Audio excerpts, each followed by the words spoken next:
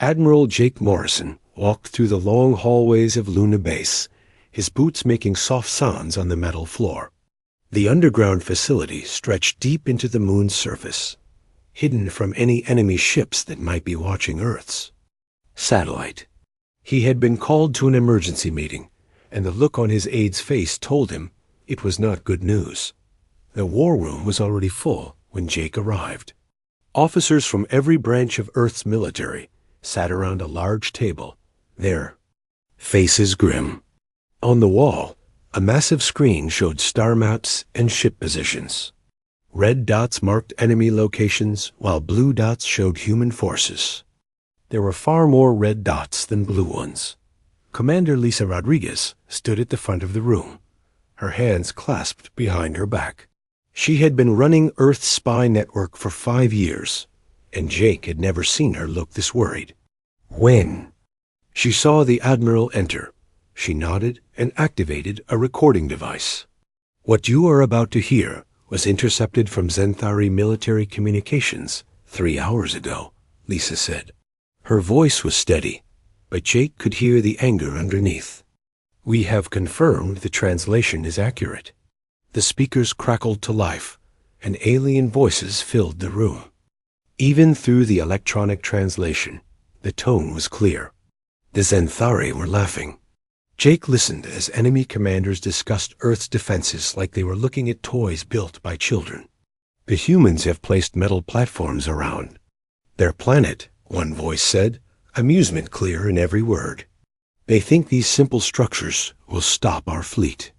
Another voice joined in, this one higher pitched. "Our cadets could destroy these defenses with training ships. The humans understand nothing about real warfare." Jake's hands tightened into fists as the recording continued. The Zenthari were not just planning to attack Earth. They were making fun of humanity's attempts to protect itself. Worse, they were sharing these recordings with their allies, turning Earth's preparations into entertainment. "How long have they been doing this?" Jake asked. Lisa looked at her notes. "At least 6 months. Our deep space listening posts have picked up similar transmissions across 12 different star systems. They are using our defenses as examples of what not to do in their military schools." The room fell silent. Every person there had worked for years to build Earth's protection systems. Orbital platforms armed with railguns surrounded the planet like a metal shell. Asteroid mines filled the space between Earth and Mars, ready to explode if enemy ships came too close.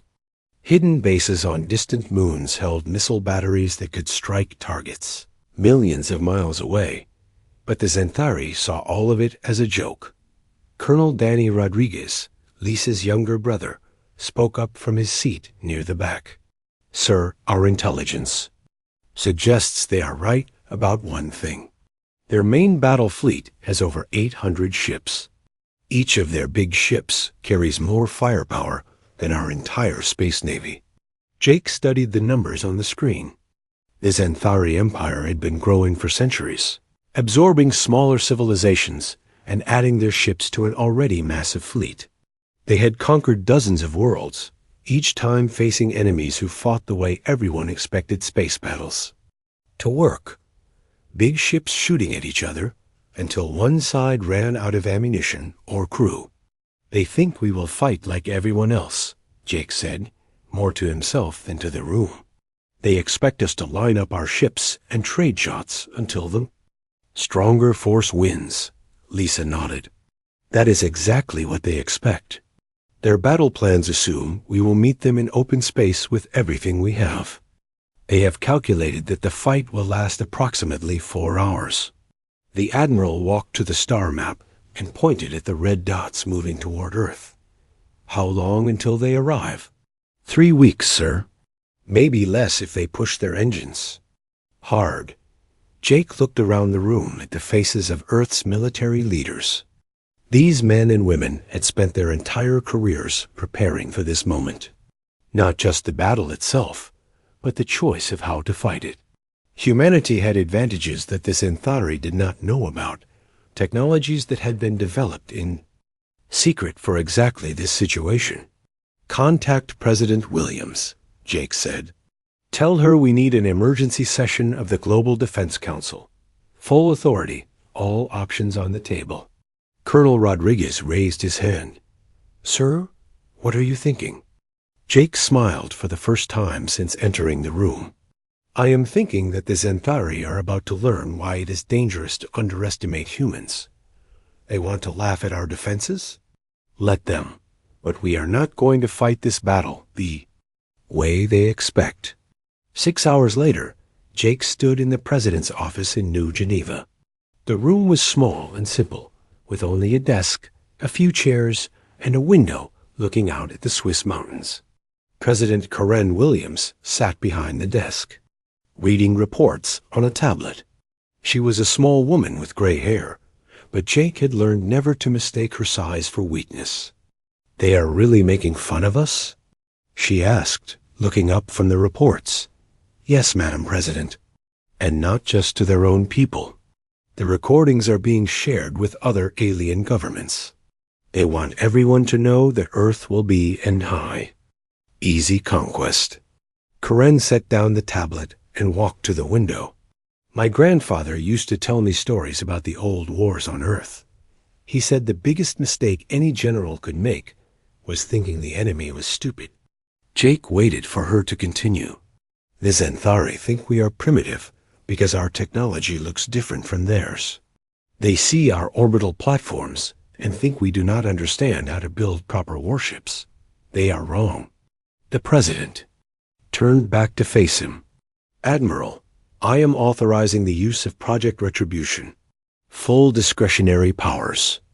You can take whatever action you think is necessary to protect Earth. Jake felt his heart beat faster. Project Retribution was so secret that only a handful of people knew it existed. The ship had been built in complete secrecy, using technology that pushed the limits of human understanding. It was not bigger or stronger than enemy ships. It was something much more dangerous, it was smarter.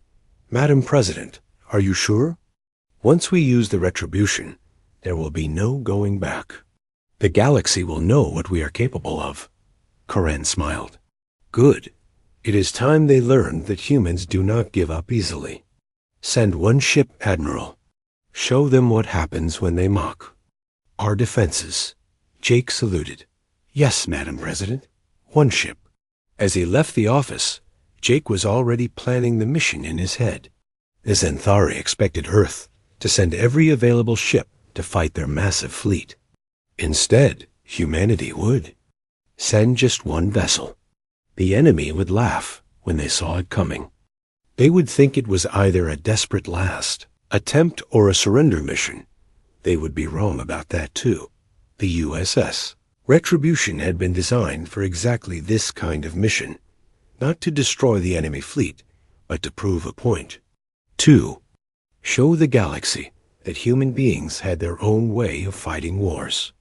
A way that did not depend on having the biggest guns or the most ships. Jake walked through the corridors of Luna Base, heading for the secure communications room. He had a call to make to Captain Ryan Blake, the only man in Earth's military who was qualified to command the Retribution. It was time to show the Xanthari Empire what human ingenuity really looked like. The aliens wanted to laugh at Earth's defenses. Soon, they would understand that the real defense was not the orbital platforms or the hidden missile bases. The real defense was the refusal of human beings to fight fair when their survival was at stake. The Xanthari were about to learn that lesson the hard way. Captain Ryan Blake stood on the bridge of the USS Retribution, watching Jupiter's massive form slowly turn below them. The ship was hidden in the shadow of one of the gas giant's smaller moons, invisible to any scanning equipment that might be looking for it. Ryan had been commanding this vessel for 2 years, but even he sometimes forgot how different it was from every other ship in Earth's fleet. The Retribution looked nothing like the warships other civilizations built. Where alien vessels were thick and heavily armored, the Retribution was long and sleek. Its hull was made from materials that had been discovered in the outer solar system. metals that seemed to bend light around them. The ship was not invisible, but it was very hard to see, unless you knew exactly where to look. Ryan walked through the bridge, checking on his crew. These were not ordinary soldiers. Every person on board had been chosen for their ability to think in ways that surprised even their human colleagues. The ship only needed 200 crew members, far fewer than vessels of similar size. That was because most of the retribution systems ran themselves, guided by computer programs that learned and adapted as they worked. Lieutenant Commander Alex Thompson looked up from his tactical station. Alex was young for his rank, only 20.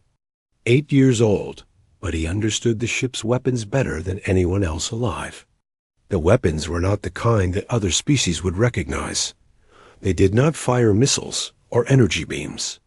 Instead, they did things that most alien scientists would say were impossible. "Captain, we have received the final mission briefing." "From Luna Base," Alex said, handing Ryan a sealed tablet. "Admiral Morrison wants to speak with you personally." Ryan took the tablet to his private office behind the bridge. The room was small and simple, with only a desk, a chair, and a secure communication system. He activated the screen and waited for the connection to Earth. Admiral Morrison's face appeared on the screen, his expression serious. "Ryan, I need to know if you and your crew are ready for this mission. What we are asking you to do has never been attempted before." "Sir, the Retribution was built for missions like this. My crew has trained for 2 years. We are ready." Morrison nodded. "Good, because the Xanthari are not going to give us a second chance. Intelligence reports that their fleet is moving faster than expected. They will reach our outer defense line in 18 days. Ryan felt his stomach tighten. That was 3 days earlier than the original estimates. "Sir, what are our orders?" "You are to proceed to the Kepler 442 system, where the Xanthari fleet is gathering.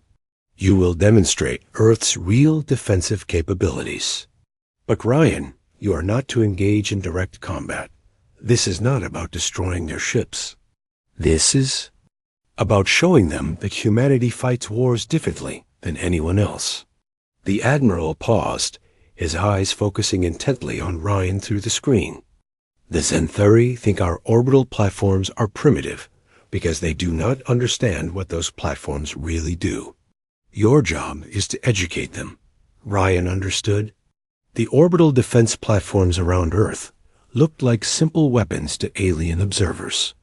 They appeared to be railgun batteries and missile launchers, the kind of basic defenses that most civilizations use to protect their home worlds. But the platforms were actually something much more sophisticated.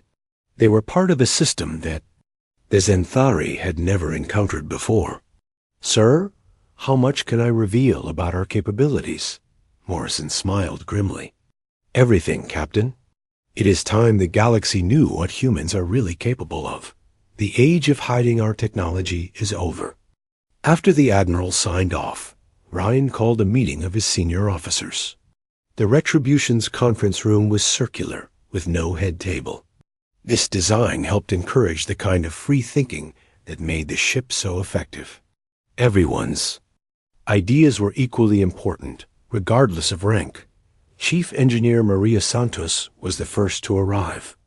She was a small woman with dark hair and intense eyes, originally from Mexico City. Maria had spent her entire adult life working with technologies that pushed the boundaries of known science. The engines that powered the Retribution were her design, based on principles that she had discovered while studying alien artifacts found in the outer solar system. "Maria, how long will it take us to reach Xanthari space?" Ryan asked. She consulted her tablet. "At maximum quantum drive, we can make the journey in 16 days. But Captain, running the engines that hard for so long will use up most of our fuel reserves. We will have enough power for the demonstration, but the return trip will take much longer." Rain nodded. That was acceptable. The mission was more important than getting home quickly. Communications Officer Danny Rodriguez entered the room next. Danny was Lisa Rodriguez's cousin, and like her, he had a talent for understanding alien languages and customs. He had been studying Xanthari communication patterns for months, learning how to speak to them in ways that would have the greatest psychological impact. Danny, what can you tell me about the Xanthari fleet commander? Danny opened his files. Admiral Vexstar commands their main battle group. He has been fighting wars for 40 years and has never lost a major battle. Intelligence reports say he is arrogant and believes that superior firepower always wins. He thinks humans are cowards because we avoid direct confrontation. Perfect, Ryan said. That kind of thinking will work in our favor. The last officer. To arrive was Chief Science Officer Nicole Carter. Nicole was responsible for the Retribution's most important system, the quantum field generator. The device was humanity's greatest scientific achievement, a machine that could manipulate space and time on a local scale. It was also completely unique. No other civilization had ever built anything like it. Nicole, is the quantum generator ready for full deployment? She nodded confidently. All systems are functioning perfectly, Captain. We have run thousands of simulations, and the results are always the same. Any ship caught in the field will lose all primary systems within minutes. Their engines, weapons, and navigation will become completely useless. Ryan looked around the table at his officers. These 4 people, along with their crews, represented humanity's best hope for avoiding a devastating war. The Xanthari fleet was massive and powerful, but it was also predictable. They fought the way every other alien. Civilization fought with big ships and bigger guns. Humans had chosen a different path. Listen carefully, Ryan said. In 16 days, we are going to face 800 enemy warships with a single vessel. By every conventional measure, this should be suicide. But we are not going to fight conventionally. We are going to show the Xanthari that humans solve problems in ways that no one else has ever considered. Maria raised her hand. Captain, what if the quantum field does not work as expected? The technology has never been tested against Xanthari ship systems. Then we improvise, Ryan replied. That is what humans do best. We adapt, we learn, and we find new solutions when the old ones do not work. The Xanthari expect us to be predictable. Our greatest weapon is their inability to understand how we think. The meeting continued for 2 hours as they planned every detail of the mission. The Retribution would enter Xanthari space openly, making no attempt to hide its approach. The enemy would see them coming and would probably assume that Earth was either surrendering or making some kind of desperate last stand. Both assumptions would be wrong. As his officers left to prepare their departments, Ryan remained in the conference room, staring at the star charts on the wall. Somewhere out there, Admiral Vexstar was probably laughing about the ease of his upcoming victory.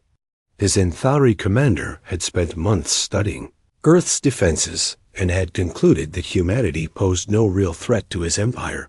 In 16 days, Ryan thought, Admiral Vexstar would learn that laughing at humans was a serious mistake. The Retribution was more than just a ship. It was proof that a species did not need to be the strongest or the most numerous to survive in a hostile galaxy. Sometimes all you needed was the willingness to fight smarter than everyone else. The Xanthari fleet stretched across the Kepler 442 system like a metal city floating in space. Admiral Vexstar stood on the command deck of his flagship, the Sovereign Dominion, watching his ships move into perfect attack formation. 800 vessels of various sizes filled the darkness between planets, their hulls gleaming under the light of the system's twin stars. Vexstar was proud of what he saw.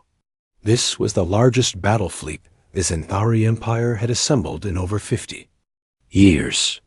Each ship was a masterpiece of military engineering, armed with weapons that could crack planets and shielded by energy barriers that had never been broken in combat. The fleet represented the combined military power of dozens of conquered worlds. Admiral, our scouts report that the human defense fleet has not left their home system, reported Commander Kethra from her position at the tactical station. They appear to be waiting behind their orbital platforms. Vexstar laughed, a sound like grinding metal that filled the bridge. Of course, they are hiding. They know their primitive weapons cannot stand against us in open battle. When we reach their world, they will surrender rather than watch the planet burn. The Admiral walked to the central display, where a three-dimensional map showed the route to Earth. The journey would take 6 more days at their current speed. Vexstar was in no hurry. He wanted the humans to have time to fully understand what was coming for them. Sir, we are receiving a transmission from long-range sensors, announced the communications officer. A single ship is approaching our position. Vexstar turned toward the sensor station. One ship? Are you certain? Yes, sir. It is small, roughly the size of our patrol vessels. The design does not match any known human warship in our database. The Admiral studied the sensor readings with interest. Intelligence reports had described Earth's largest warships as barely 1/10 the mass of a standard Centauri cruiser. This approaching vessel was even smaller than that. Either the humans were sending a messenger to negotiate surrender, or they were about to do something incredibly stupid. Can you identify the ship's armament? The sensor operator worked at his controls for several minutes before responding. Sir, I am detecting no obvious weapon systems. The ship's energy signature is unusual, but it does not appear to be charging weapons or raising shields. Vexstar smiled. A surrender ship, then. The humans had finally realized that resistance was pointless and were coming to discuss terms. This would make the conquest much easier and would provide excellent propaganda for the Empire's next campaign. On Fenn, board the USS Retribution, Captain Ryan Blake watched the massive alien fleet grow larger on his main screen. The sight was both impressive and terrifying. Each Centauri ship was a monument to military power, bristling with weapons and armor that could destroy anything Earth had ever built through conventional means. Captain, they are scanning us, reported Communications Officer Danny Rodriguez. Multiple targeting locks from at least 50 ships. Let them look, Ryan replied calmly. Danny, open a channel to the Centauri flagship.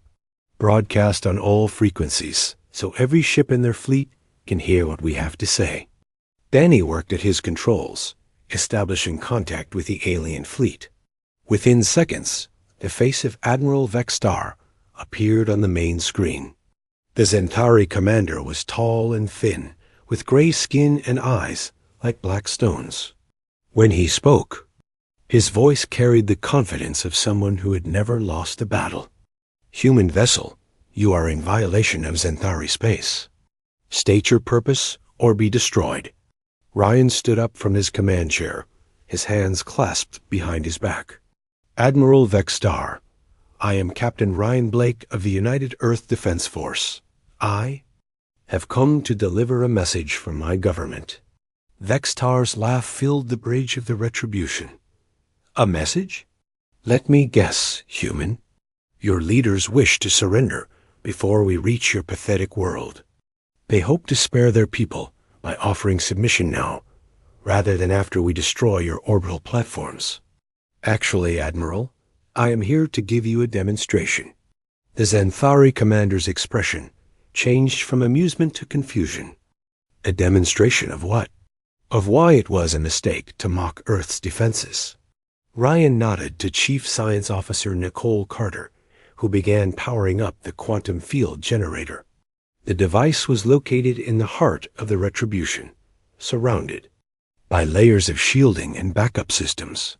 It was the most complex piece of technology humanity had ever built, and it was about to be tested in actual combat for the first time. Across the Centauri fleet, Sensor operators began reporting strange readings. The small human ship was emitting energy signatures that did not match any known technology. The patterns were unlike anything in their databases, fluctuating in ways that their computers could not analyze or predict.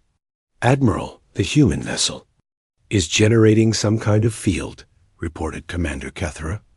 "Our sensors cannot determine its purpose." Vextar studied the readings with growing interest. Whatever the humans were doing, it was clearly beyond their supposed technological level. Perhaps Earth's military capabilities had been underestimated. But even if this one ship had some kind of secret weapon, it could not possibly threaten an entire fleet. "All ships maintain formation but prepare for combat," Vextar ordered. "If the humans want to demonstrate their technology, we will demonstrate ours in return." On the Retribution, Nicole Carter watched her instruments carefully as the quantum field generator reached full power. The device was working exactly as designed, creating a localized distortion in space-time that extended outward from there. Ship like an invisible sphere. The field was subtle at first, barely detectable even by their own sensors. But as it grew stronger, reality itself began to bend. "Field generator at 50% power," Nicole reported. "Expansion rate is nominal. We should begin seeing effects on nearby ships within the next few minutes." Ryan opened the communication channel again. "Admiral Vextar, what you are about to experience is a demonstration of Earth's actual defensive technology.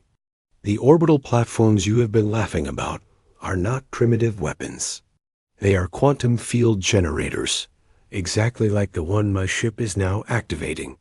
The Zentari commander's face showed the first signs of concern. "Human, what are you talking about? What is a quantum field generator?" "Watch and learn, Admiral."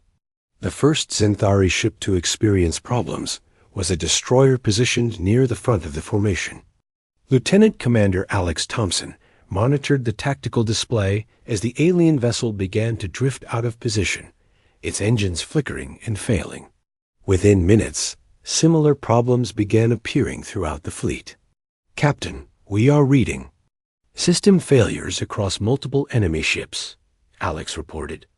"Their navigation computers appear to be malfunctioning.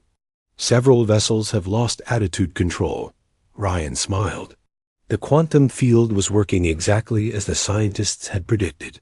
By creating localized distortions in space-time, the field interfered with the delicate balance of forces that kept modern starships operational. Navigation systems that depended on precise measurements of gravitational fields became useless. Faster-than-light drives shut down automatically to prevent catastrophic overloads. Most importantly, weapons targeting systems could not function.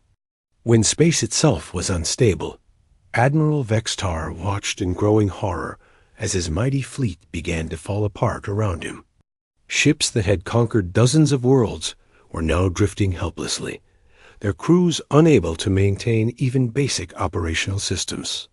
Emergency alerts echoed through the bridge of the Sovereign Dominion as engineering teams reported failures. In system after system, "What is happening to our ships?" Vextar demanded. "Sir, all vessels are reporting similar problems," Commander Kethra replied, her voice tight with panic. "Navigation systems are failing fleet-wide. Weapons cannot acquire targets. Our faster-than-light drives are automatically shutting down. Can we move away from the human ship? No, sir. Our engines are not responding to commands. We are completely immobilized." Ryan Blake opened communications one final time, his voice calm and professional as he addressed the crippled Zentari fleet. "Admiral Vextar, you are now experiencing the reality of Earth's defenses.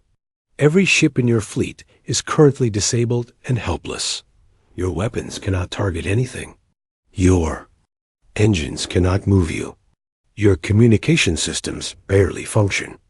The human captain paused, letting the full impact of the situation sink in before continuing. This effect can be maintained indefinitely. It can also be expanded to cover entire star systems. Any hostile fleet that enters the field becomes completely defenseless, leaving them vulnerable to conventional weapons or simply stranded in space forever. Vexstar stared at the human on his screen, finally understanding the true scope of what he was facing. This was not a primitive species armed with simple weapons. This was a civilization that had developed technology so advanced that it seemed like magic. The orbital platforms around Earth are not weapons, Admiral. They are quantum field generators disguised as conventional defenses. Your intelligence was wrong. Your assumptions were wrong. And your empire's expansion ends here. The silence on the bridge of the Sovereign Dominion was broken only by the sound of failing systems and emergency alarms. Admiral Vexstar watched his tactical display in disbelief as ship after ship in his fleet reported the same problems. Engines dead, weapons offline, navigation systems completely useless. Engineering report. Vexstar commanded through gritted teeth. Chief Engineer Mordok's voice came through the communication system, filled with confusion and fear. Admiral, we have never seen anything like this. Our fusion reactors are stable, but every system that depends on precise calculations is failing. It is as if the laws of physics themselves have changed around us. Vexstar turned to his science officer. Explanation? The younger Zenthari officer studied his instruments with growing panic. Sir, the readings make no sense. Space itself appears to be unstable in this region. Our computers cannot calculate proper navigation because gravitational measurements keep changing. The faster-than-light drive has shut down because it cannot establish a stable connection to subspace. On the USS Retribution, Chief Science Officer Nicole Carter monitored the quantum field with professional satisfaction.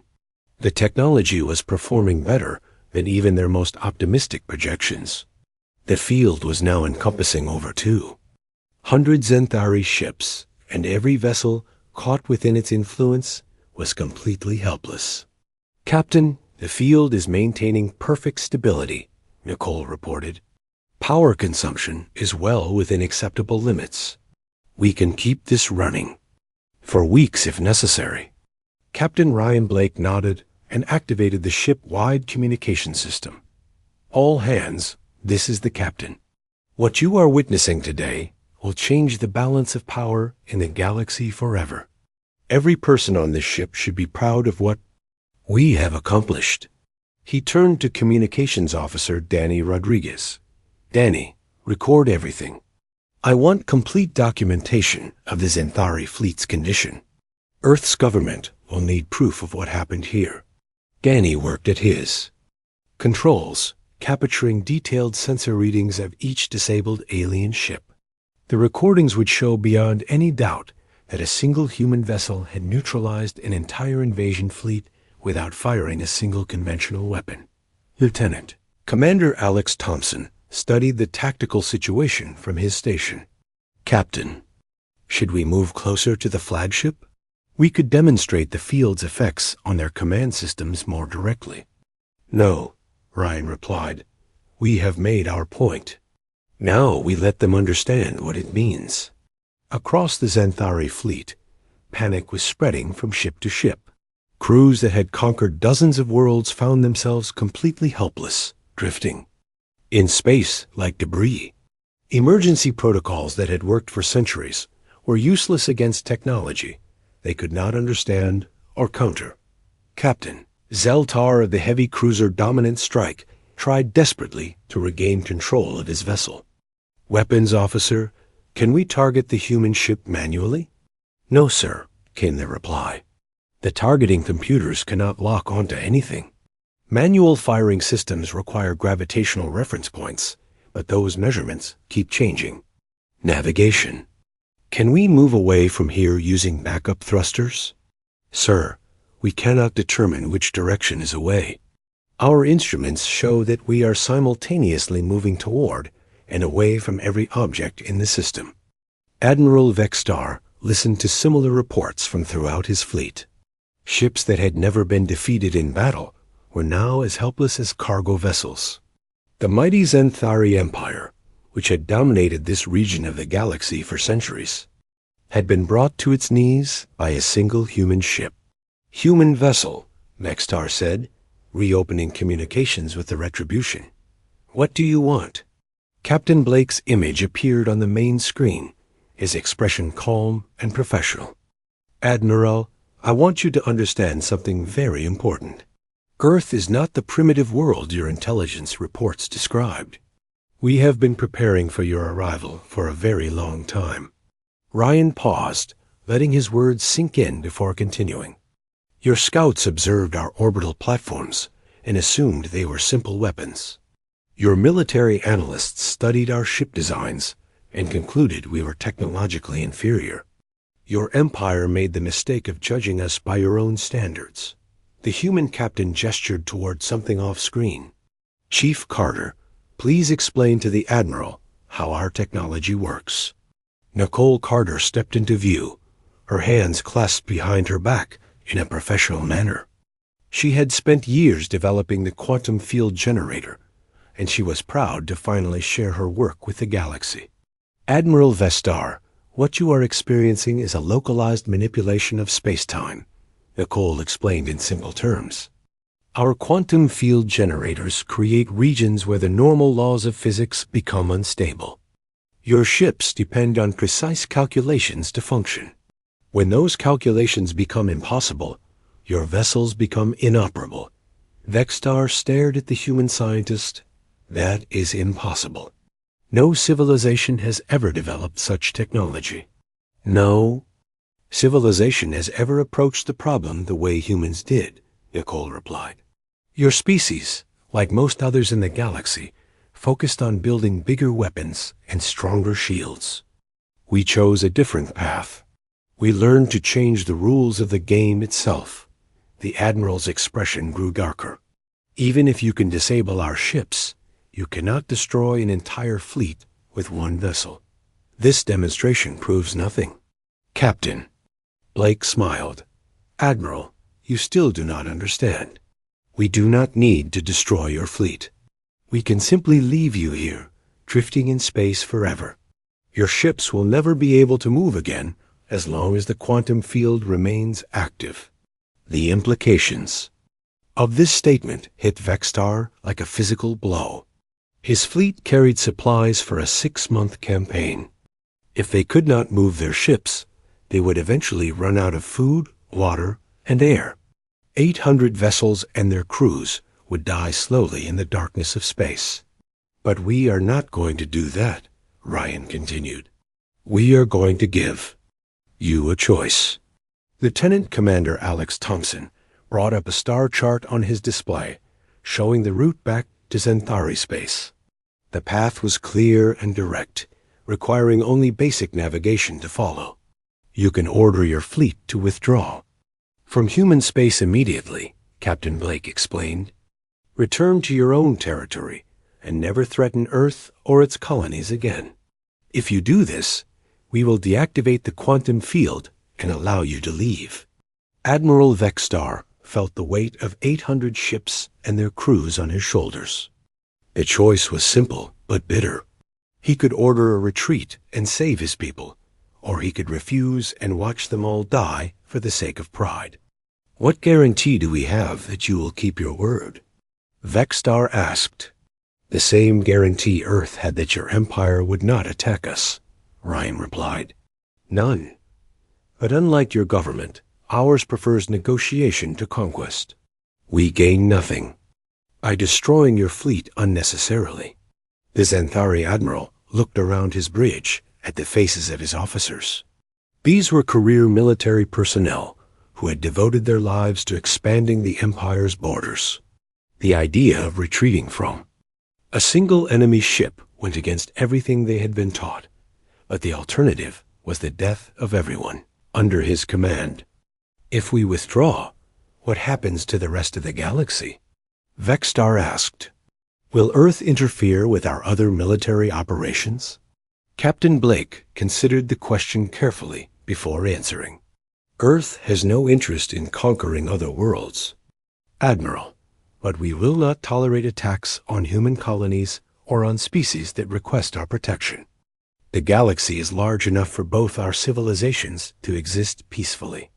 Communications Officer Danny Rodriguez monitored subspace transmissions as word of the confrontation spread beyond the immediate area. Merchant ships, independent traders, and diplomatic vessels throughout the region were reporting the news to their home governments. Within hours, every major power in the galaxy would know that the Xanthari Empire had been defeated by a single human ship. Admiral, I need your answer, Captain Blake said. My government has authorized me to maintain this field for as long as necessary. Your crews will run out of supplies long before we run out of power. Vexstar closed his eyes and made the hardest decision of his military career. Very well, human. The Xanthari fleet will withdraw from your space, but this is not over. Other powers in the galaxy will not be as impressed by your demonstration as you hope. Ryan Blake nodded respectfully. Perhaps, Admiral. But they will. All remember what happened here today. The age of conquest through superior firepower is ending. The galaxy is about to learn that intelligence and creativity are more powerful than any weapon. The quantum field began to dissipate as Nicole Carter gradually reduced power to the generator. One by one, Xanthari ships began reporting that their systems were coming back online. Engines restarted. Navigation computers began functioning normally. Weapon systems ran diagnostics and reported ready status, but not a single ship fired at. The lone human vessel. The demonstration had made its point more effectively than any battle could have. The withdrawal of the Xanthari fleet from human space was unlike anything the galaxy had ever witnessed. 800 warships, each one a symbol of imperial power, retreated from a single human vessel without firing a shot. The news spread through subspace communication networks faster than official military channels could control it. On the bridge of the USS Retribution, Captain Ryan Blake watched the alien fleet disappear into faster-than-light travel. The massive ships that had threatened Earth just hours ago were now fleeing back to their own territory, their crews humiliated and their commander's reputation destroyed. Danny, are you still monitoring their communications? Ryan asked Communications. Officer Danny Rodriguez nodded, his headset crackling with intercepted Xanthari transmissions. Yes, sir. Admiral Vexstar is reporting to his superiors that the mission failed due to unexpected human technology. He is requesting immediate recall to the capital for debriefing. Ryan smiled grimly. The Admiral was probably hoping to explain the defeat in terms that would save his career. But too many witnesses had seen what happened. The story would spread throughout the Xanthari Empire within days, and every military officer would know that their most powerful fleet had been defeated. Without a fight, Chief Science Officer Nicole Carter approached the captain's chair, her expression thoughtful. Sir, what happens now? The quantum field demonstration was successful, but using the technology has revealed our capabilities to the entire galaxy. That was always the plan, Nicole. Earth's government decided it was time to stop hiding what we can do. The age of pretending to be a primitive species is over. Lieutenant Commander Alex Thompson looked up from his tactical station. Captain, I am detecting multiple faster-than-light signatures approaching our position. Ships from at least 6 different civilizations are heading this way. Ryan studied the sensor readings. The approaching vessels were not military ships. They were diplomatic vessels, merchant traders, and independent explorers. Word of the confrontation had spread, and everyone wanted to see the human ship that had defeated the Xanthari Empire. Set course for Earth, maximum speed, Ryan ordered. We have delivered our message. Time to go home. 3 weeks later, President Karen Williams stood before the United Nations General Assembly in New Geneva. The Great Hall was packed with representatives. from every nation on Earth, and millions more watched the speech through global communication networks. But the president was not speaking only to humanity. Her words were being broadcast across the galaxy through subspace transmitters, reaching every civilized world within 50 light years. Fellow citizens of Earth and friends throughout the galaxy, President Williams began, her voice calm and confident. 3 weeks ago, our world faced the greatest threat in human history, the Zenthari Empire, with a fleet of 800 warships, was approaching our solar system with the intention of conquest. She paused, looking directly into the cameras that would carry her image to distant worlds. Today, I am pleased to announce that this threat has been resolved peacefully. The Zenthari fleet has withdrawn from human space, and their government has agreed to respect our territorial boundaries. Admiral Jake Morrison sat in the front row of the assembly, wearing his dress uniform with the new medals that had been created to honor the Retribution's crew. Next to him sat Captain Ryan Blake, who had returned to Earth as a hero, but preferred to avoid public attention. Some of you may wonder how a single human ship was able to convince such a large enemy fleet to retreat, the president continued. The answer lies in humanity's approach to scientific and technological development. While other civilizations focused on building bigger weapons, we chose to explore new possibilities. The president activated a holographic display that showed the quantum field generator in simplified form. The device looked like a collection of geometric shapes surrounded by energy fields, beautiful and mysterious at the same time. Earth's true defenses are not the orbital platforms that alien scouts have observed. Those platforms are quantum field generators, devices that can manipulate space and time on a tactical scale. Any hostile fleet entering our solar system would find their ships completely disabled, unable to move, fight, or escape. In the audience, Ambassador Lisa Rodriguez translated the president's words into dozens of alien languages, ensuring that every diplomatic mission on Earth understood the message clearly. The ambassador had been promoted after her intelligence. Work helped prepare for the Zenthari confrontation. But let me be clear about Earth's intentions, President Williams said, her tone becoming more serious. We have no desire to conquer other worlds or impose our will on other civilizations. Human beings believe in freedom, cooperation, and the right of every species to determine its own destiny. She gestured toward a section of the assembly where alien diplomats sat in specially designed seats. Representatives from 12 different worlds had come to Earth in the weeks following the Zenthari retreat, seeking to establish formal relations with humanity. Today, I am announcing the formation of the Human Defense Alliance, a voluntary association of worlds that share our values of peace and mutual cooperation. Any civilization that wishes to join this alliance will receive the protection of Earth's quantum field technology against aggressive neighbors. The response was immediate and overwhelming. Within hours of the president's speech, over 30 civilizations had requested membership in the new alliance. Many were smaller worlds that had lived in fear of the Zenthari Empire for generations. Others were advanced societies that had been looking for an alternative to the cycle of conquest and domination that had defined galactic politics for centuries.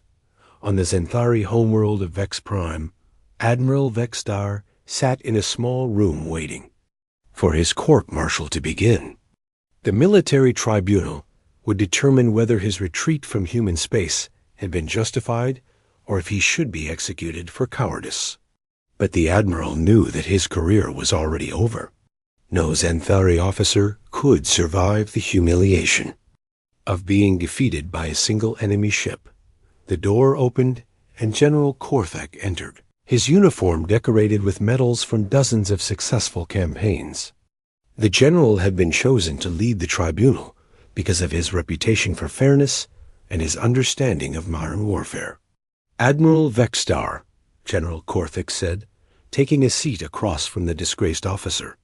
Tell me what happened. At Kepler 442, Vextar straightened in his chair, determined to face his fate with dignity. Sir, the humans possess technology that renders conventional warfare obsolete. They can disable entire fleets without firing a shot. Any attempt to attack Earth would result in the complete destruction of our forces.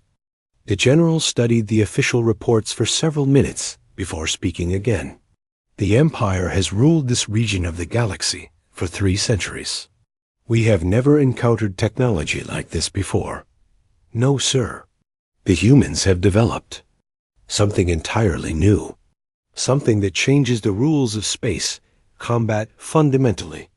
General Korthik closed the file and looked directly at the Admiral. Your recommendation? Sir, the Empire should negotiate a peace treaty with Earth immediately. Their quantum field technology makes them undefeatable in any conventional sense. But more importantly, they appear to be genuinely interested in peaceful coexistence rather than conquest. 6 months later, the first Centauri diplomatic mission arrived at Earth's orbital station. The delegation was led by General Korthik himself, who had been chosen to negotiate a formal peace treaty between the 2 civilizations. The signing ceremony was held on Luna Base, with representatives from over 40 worlds witnessing the historic agreement. Captain Ryan Blake, now promoted to Admiral, stood beside President Williams as she signed the treaty documents. The ceremony was broadcast throughout the galaxy, showing the former enemies shaking hands in friendship rather than meeting in battle. This treaty represents a new beginning for our region of the galaxy, President Williams announced. An age where differences are resolved through negotiation rather than warfare, where smaller civilizations can exist without fear of conquest by larger neighbors. The Human Defense Alliance continued to grow, eventually encompassing over 100 worlds. The quantum field generators that protected Earth were deployed to defend Alliance members, creating a zone of peace that stretched across dozens of star systems. But perhaps most importantly, the demonstration at Kepler 442 had shown the galaxy that military superiority was not the only path to security. Human ingenuity and creativity had succeeded where brute force had failed, proving that intelligence could triumph over strength when properly applied. Admiral Ryan Blake often returned to the bridge of the USS Retribution, which had been preserved as a monument to human achievement. The ship that had changed the course of galactic history sat in Earth's orbital museum, its quantum field generator silent, but ready to defend humanity once again if needed.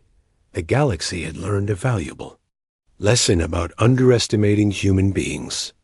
Earth's greatest strength was not in building bigger weapons or stronger fortifications, but in approaching problems from angles that no one else had considered. The mockery of Earth's defenses had backfired completely, establishing humanity as a power to be respected rather than dismissed.